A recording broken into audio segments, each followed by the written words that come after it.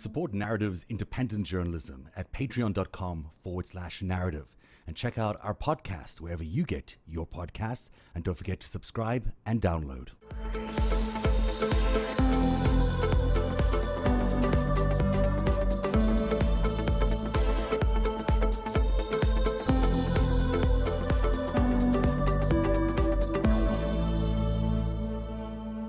David Enrich is the author of Dark Towers, and he joins us today. Hello, David. Welcome to the show. Thanks for having me. It's a Russian laundromat from 2011 to 2014. $80 billion gets moved through all of this money laundering scheme. This all does seem to dovetail with the same time that people like Jeffrey Epstein and people like Donald Trump were in bed with Deutsche Bank as well. Do you see any connection between their banking and their banking with Deutsche Bank and the actual laundromat that was discovered between 2011 and 2014? First of all, not really is the bottom line. I mean, which does not mean it doesn't exist. It means that evidence of that is very hard to find, if it exists at all. And look, there were 15 different money laundering, get rubles into dollars or euros schemes going on inside Deutsche Bank, kind of at different and overlapping periods from very early in the 2000s until very recently. And the thing that unites all of them, and also unites the fact that they were doing business with Epstein and Trump at a time when no one else would, is that Deutsche Bank was willing to take risks and do business with people that were just completely preposterous to the rest of the financial community. And so, there's a reason that they were one of the few banks helping violate sanctions in Iran and Syria.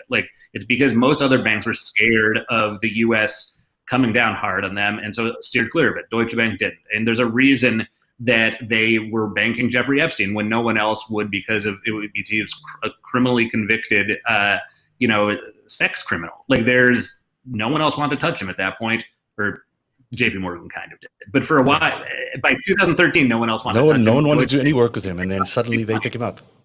Right. And in some ways, the Epstein thing it's maybe a little less potent than Trump, because Trump is president and Epstein is dead. But to me, the Epstein example is actually probably the most telling example of moral and ethical failure at the bank. And because when they took him on in early 2013 as a client, he was out of most of the financial system since 2008 when he was convicted of sex crimes, but he stuck around with JP Morgan until end of 2012, early 2013, at which point they too booted him out. And the fact that Deutsche Bank at that point, knowing a simple Google search would have very clearly identified who Jeffrey Epstein was and the problems of doing business with someone like him.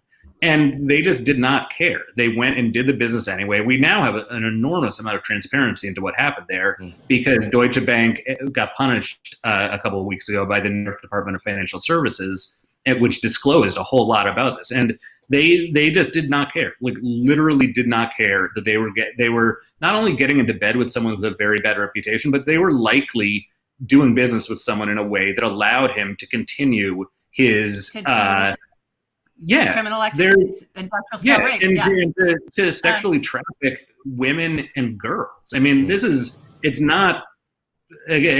really bad. I mean, Trump, look, no one thought Trump was actually going to be elected president.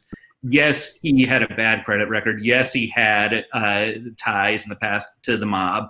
But look, there are a lot of characters out there in the world who get loans from banks that do not have good track records and default on their loans. Epstein, though, really was in a kind of class of his own. And from a risk management standpoint and a reputation management standpoint, the fact that Deutsche Bank, as recently as 2013, was happy to get in bed with him, knowing everything that was out there, and stuck with him until last summer, right before he got arrested. Yeah. And that is just shocking. And its employees at the bank in the anti-money laundering division repeatedly raised concerns about this, raised concerns about him in general, and raised concerns about specific transactions he and his LLCs were doing. And they just got overruled over and over again. And so that's really bad. There's no excuse for it at all. It's bad.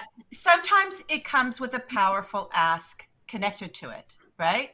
And so this is what allows people or institutions to not care because there's a powerful ask behind it there's some other kind of business that can come in because of it, or some promise made. I'm not saying that's the truth in this case, but that's the truth in a lot of these things. It was definitely lucrative. Right. It's lucrative, but also it's connected to all these other things. Yeah. If we want these other clients, then we have to do work with this client. And so, David, we don't know each other, but I'm a screenwriter. So in my industry, it's packaging. They literally package, right? So if you want this,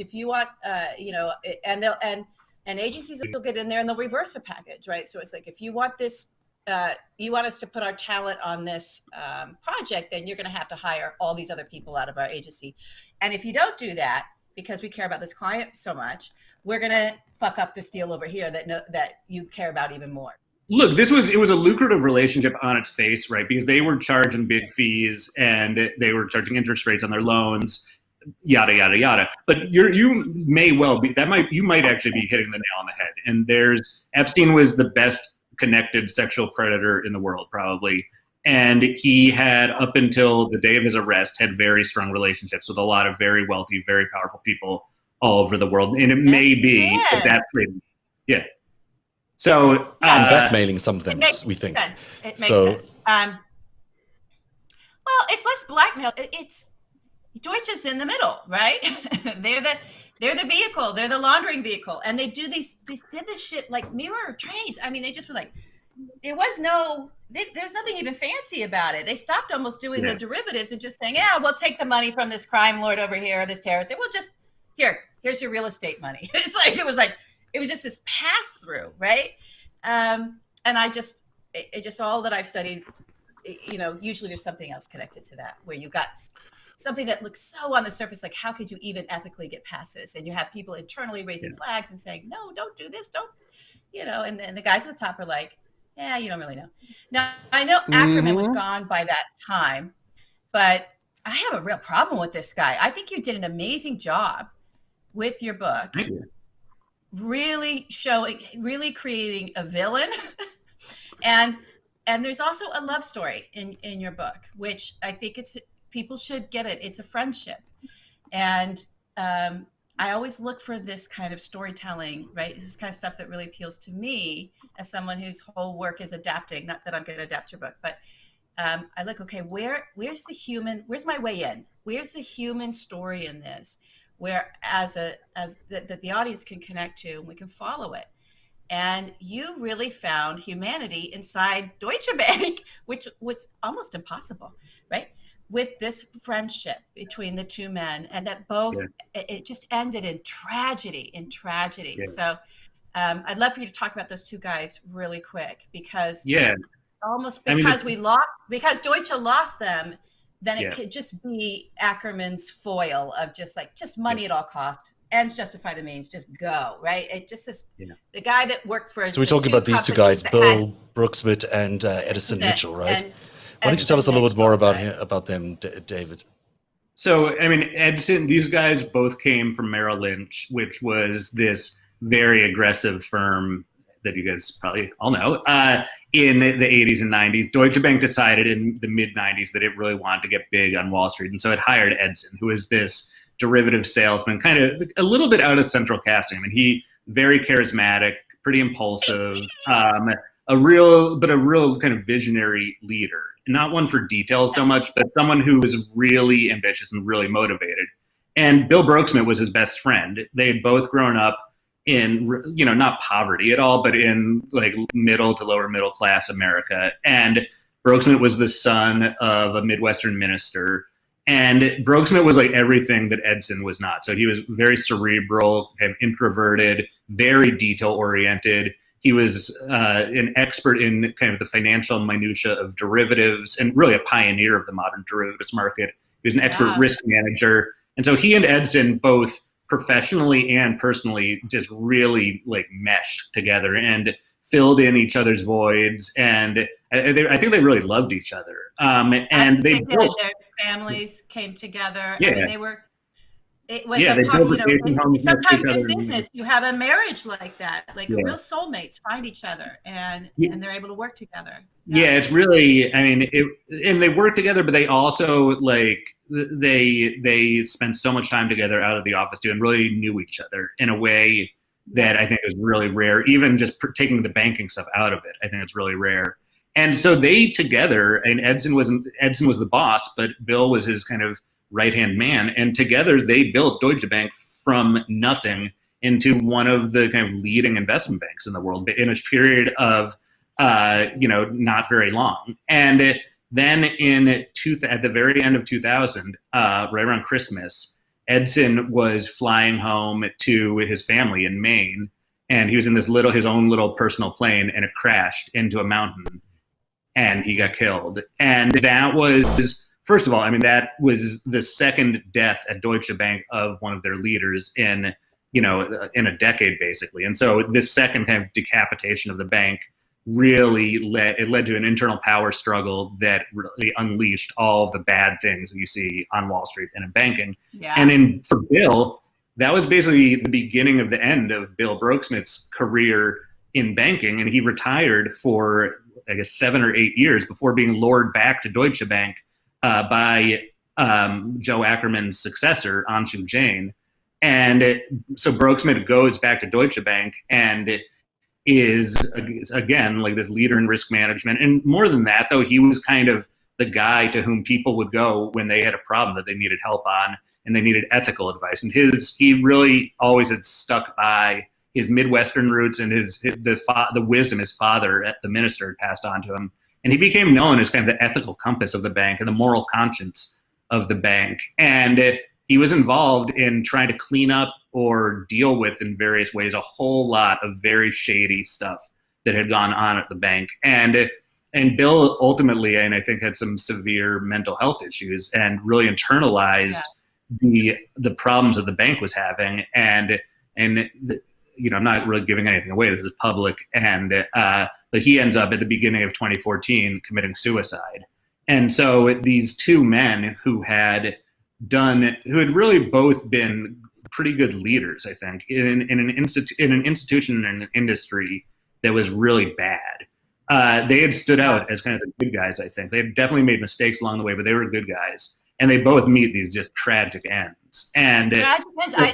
I think it's that Deutsche Bank really was so corrupt. It had always been corrupt. If in your DNA is that you were the banking force behind Auschwitz, right? Behind death camp, worker camps, right? You're fucked up. I'm sorry. There's corruption in there in your DNA. That's like, right. And it did the environment, the culture, and Ackerman and his sort of, go, just make anything, ruin these two men. And I think because Mitchell, I don't know if Brooksmith said this, or I'm remembering this from something, and it was in your book. I remember this from something else that I knew of someone who I knew who perished in their private plane crash, and whose family said, well, the money killed him, right? Just killed him because he started living a life in a way that opened him up. Oh, I'll just take I'm not supposed to fly now, but I'll just take a plane now because I have a private plane. I can just get where I want to go. So that's what was going on with Mitchell, is what I got from your book. And Brooksmith, it was just, he got dumped into, the bank was in so much trouble. He got actually pivoted and dumped into the worst part of Deutsche Bank, where all Trump's shit was, by the way. And there were federal investigations and there was pressure on him. And I don't know that he could he was a brilliant man who could sort of figure his way out of anything.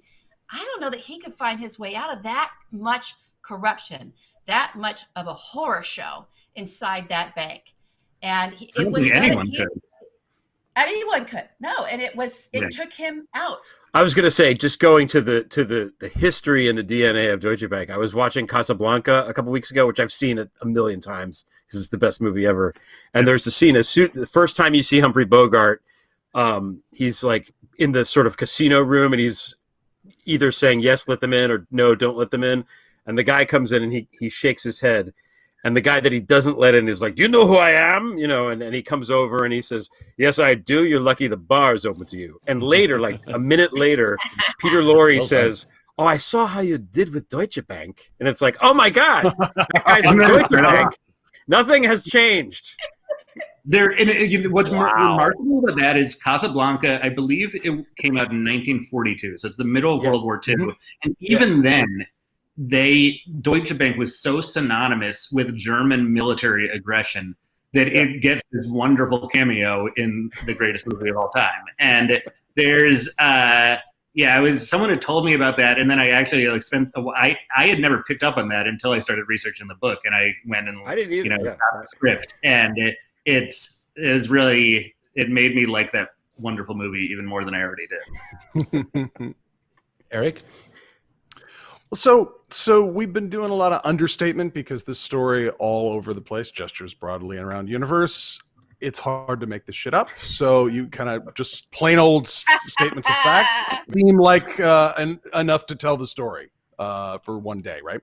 And there's lots of that, but I have some more conspiratorial thoughts based on some of my professional background. I come from the competitive intelligence world, helping corporations and some government type agencies manage risk, see opportunities, and reduce liabilities through an intelligence methodology. And one of the things that sticks out is when there's any organization that doesn't seem to have any sensitivity to the things that would make almost every other organization, and I don't mean small mom and pop shops, but like, steel foundries, pharmaceutical companies, billion-dollar organizations, tens, hundreds of thousands of employees, etc. They would go, Syria, the Burmese military, genocide? Maybe not genocide. Genocide sounds like it has some downsides, on the balanced scorecard matrix for the board of directors. Genocide's going to not look good potentially, So we would look at things a little less obvious than that in my field. And going through the book, especially once you get to the part where you're talking about the quote anti-money laundering unit at Deutsche, where they hired real professionals from other places that didn't have DNA that they used to. Well, back in the day, we used to melt down the gold from Jewish people's teeth in order to finance the Nazis. They didn't come from those organizations. They came from other ones. And they're looking, this one is going to this notorious oligarch. You should look at that. And that the Deutsche Bank people are like, it's good. Send it. And they're like, okay. From my perspective, that was the kind of thing that we tried to suss out. Like, how is this whole Bashar al-Assad thing going to go? Probably bad. How's the new Iraqi regime? Or, do we want to get mixed up with the Iranian, Al-Quds force? Do we want to? Maybe not. But these guys, every single thing is a green light. And they've got all these connections to the Kremlin. And I'm like, what makes you so cocksure that you're gonna bet hundreds of millions of dollars at a time on things that most people would blink at the very least? Well, Germans never get anything wrong. I mean, that's one of one of their commitments to their brand, right? It's a good joke, but I've had German clients, and they're the people that make it's like, no, you don't know. It's not 1, 2, 3, section 4. It's 1.0.1, 1.0.2, and that is why you trust them to build medical devices and bridges and stuff. So they're actually really anal retentive about risk, but not these guys who were the one dudes over there working with the Kremlin, and they're able to throw themselves into every risky thing possible and come out okay. And what's the one thing that separates them is Russian intelligence. I can't make the causality leap there, but reading around that, of all the places where they are risk intolerant, or rather risk insensitive, they're like, let's go, let's do it, it'll be great, and it doesn't destroy them the way it does everyone else. I go, is this organization a tool of a very powerful organization itself that has a lot of subterfuge and knows how to do things covertly? Those are the questions that remain in classified dossiers that I'm now really interested in.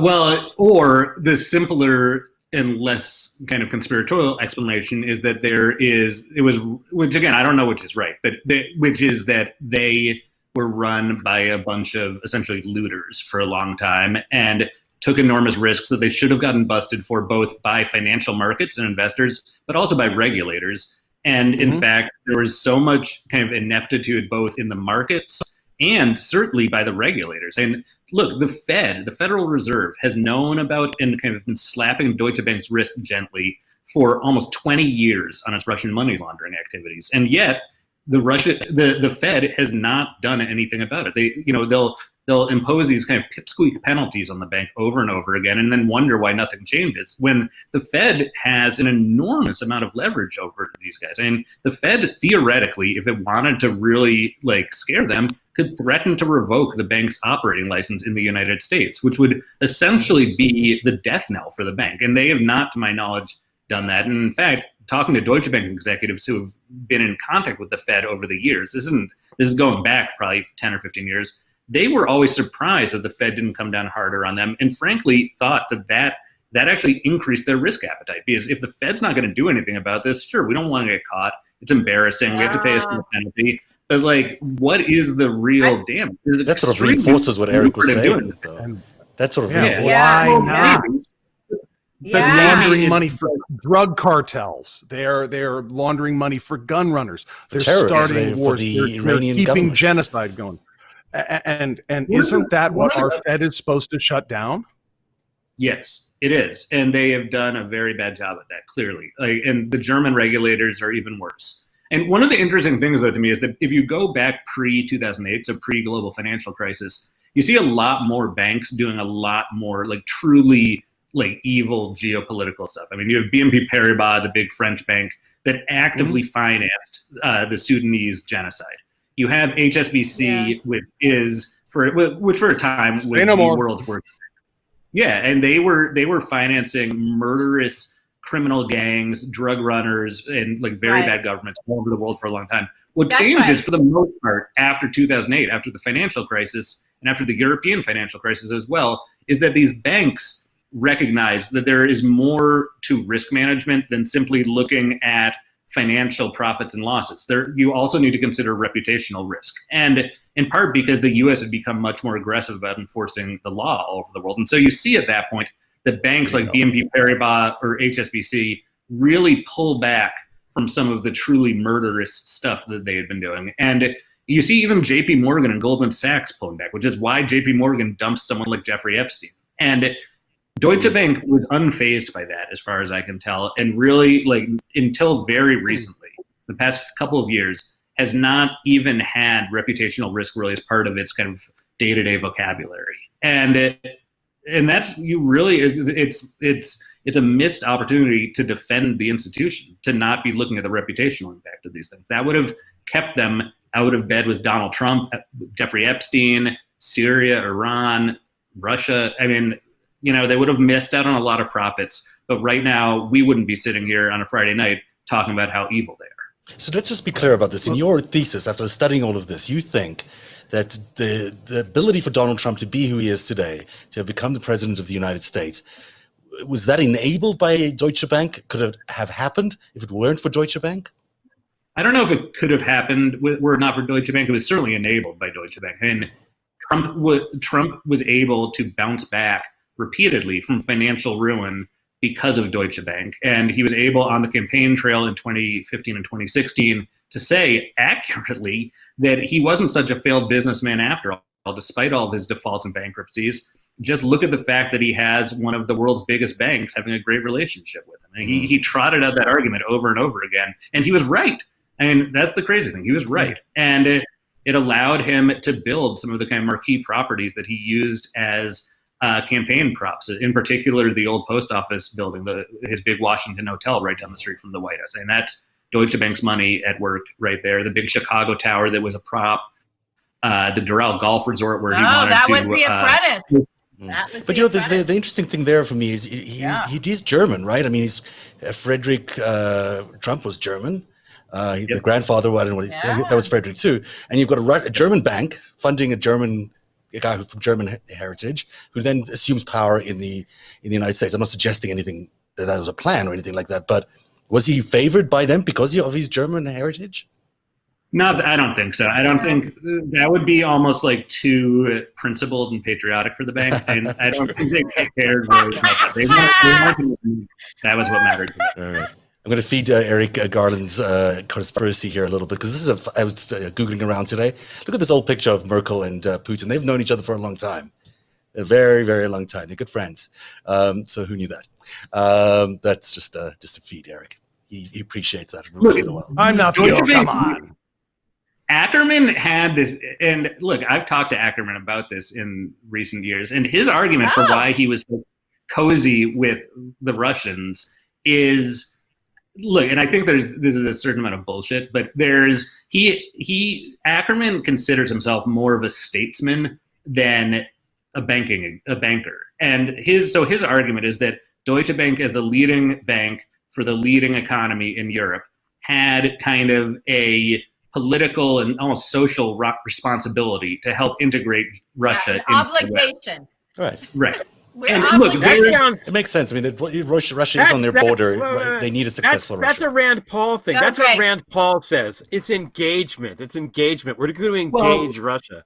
That's what we say that from our vantage point in America, but the reality is they do share a border, and Russia and Germany have been at war repeatedly. And I do think, and that's why you've got pictures of Merkel and Putin like looking kind of chummy, what looks like 20 years ago together. And there's a long history of these two countries. So, I mean, on the other hand, that does not at all explain the fact that Ackerman thought it would be a good idea to basically partner with VTB, the Russian spy bank, over many years and kind of swap executives back and forth and swap money back and forth repeatedly and launder a bunch of money for Russian oligarchs. That is not, there's a limit to the explanation. That You've put the time. You've already put the dates on there because we got to go back to 2011. So about a couple of years after, Obama takes power and realizes how much financial attack this country is under by the mob, by foreign intelligence. And Robert S. Mueller III comes out with Obama in 2011. He signs an emergency executive order declaring war, not on a nation, but on transnational organized crime. And he starts with the Vori Zakone, the Bratva, the Russian Brothers Circle. And then he goes down in Drangheta, the Chinese Triad. He's got his intel. He actually takes his intel briefings and they'll give them to him because he passes for a clearance. And so does his vice president and all that. And it's like our system has been attacked by a mix of hostile foreign intelligence and organized crime money like we've never seen before. And on 2011, they start shutting the pipes off. And by late 2012, after he's elected for a second time, the Magnitsky Act is passed. And then Ackerman is still ready to go take a job with Russia in 2013. You can't be in that catbird seat. You cannot be in that position and know what money is going through your institution and know what money's being choked off. This is why Russia went for the throat on us after 2012. After we went for Magnitsky, causality, whatever, they went for our throat in 2016, and we ended up with their bitch, Donald Trump, in the White House. And we missed it. It starts with the cash. How can we end on anything more than that? It's great ending. It's a great ending. But actually, if I can pimp the book some more here, I mean, it does, because the final chapter, almost like Rogue. If you see Star Wars. No, it's in there. It's not a surprise. We're all living through it. Rogue One, Star Wars, ends with, oh my God, they're boarding the ship. That's Darth Vader. This is the start of episode 4. This thing ends with Glenn Simpson and Fusion GPS. And then it ends with, hey, they're starting to, what's up with Trump and Deutsche Bank? And the aristocrat. And so you should go and buy that book right now. You can order it on Amazon or wherever you buy your books. It's a terrific read. And sorry, go ahead. It's terrific. And I just want to say buy it, right? Because I do know that, David, your book is, I think I looked at it. It was like, okay, I could get it free on Audible, which is great because that helps. Audible helps all those other authors and it raises the platform. But honestly, everybody, you got to support people like David who are going out there and busting their ass for years and putting all this together and sourcing the hell out of it and trying to be understated so he doesn't get sued, but also so that it can't be poked at. It can't be weaponized, right? It can't be turned into a piece of propaganda, because David did such a damn good job telling the story. And you're going to get all these characters. You're so welcome. I so am impressed with what you did with this book. And so I want people to buy it. there. Me Go too. find a book. We are totally Pay aligned. catch. I agree. Second the motion. All right, I think we all agree. It's a Yeah. terrific read, and it's, Thank you, it's guys. a I huge really book. appreciate it. Well, thanks very much for coming on the show. Hopefully, we'll have you back here at some point just to either promote your next book or just to chat with us. It's been terrific having you on the show, and I think the audience got a lot out of this. We certainly did, learning a lot about Deutsche Bank. The book is called Dark Towers by David Enrich, and thanks very much for joining us tonight, David. Thanks a lot for having me. This was fun. Support Narativ's independent journalism at patreon.com/narrative and check out our podcast wherever you get your podcasts. And don't forget to subscribe and download.